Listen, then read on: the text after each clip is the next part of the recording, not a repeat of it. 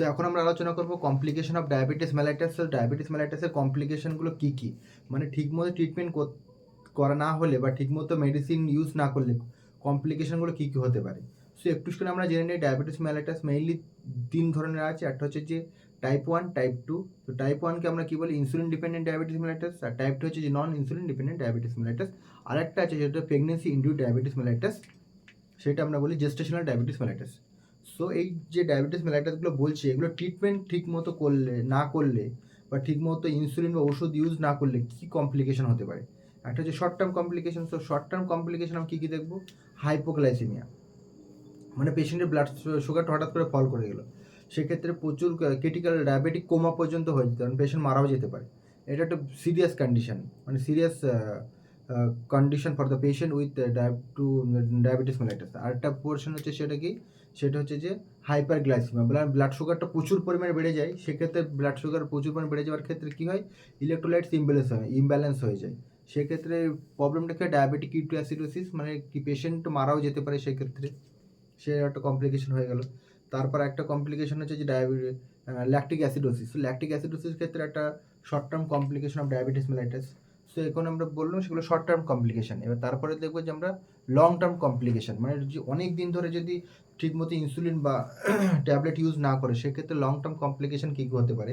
So long term complication আবার দুটো ভাগে ভাগ করা যায়। একটা হচ্ছে যে মাইক্রোভাস্কুলার কমপ্লিকেশন। মাইক্রো মানে কি ছোটো ভাস্কুলার মানে কি ভেসেল। ওই ছোটো ভেসেলের যে কমপ্লিকেশনগুলো হয় সেগুলো আমরা কি বলি, মাইক্রোভাস্কুলার কমপ্লিকেশন।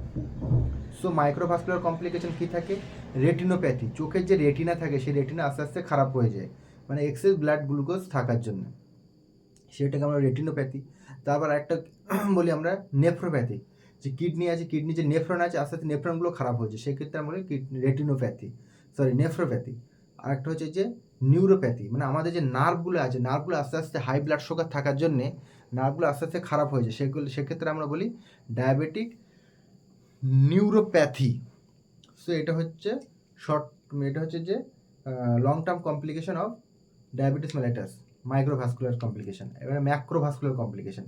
ম্যাক্রো মানে কি, বড় বড় যে ভেসেলগুলো আছে সেই ভেসেলে কী কী কমপ্লিকেশন হয়, পেশেন্টের কী হতে পারে, করোনারি আর্টারি ডিজিজ, মানে হার্টের যে করোনারি আর্টারি থাকে সেই করোনারি আর্টারির মধ্যে ওখানে কী হয় যে ওখানে হচ্ছে করোনারি আর্টারি ডিজিজ হতে পারে, peripheral artery disease, deep vein thrombosis, এইসব কমপ্লিকেশনগুলো হয়ে পেশেন্ট মারাও যেতে পারে।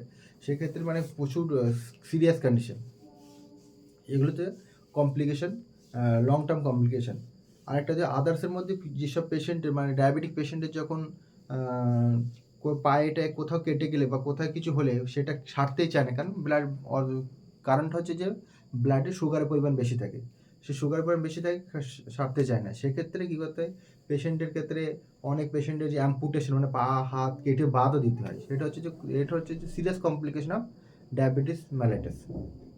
সো এইটা আমরা ডিসকাশন করছিলাম। Thank you.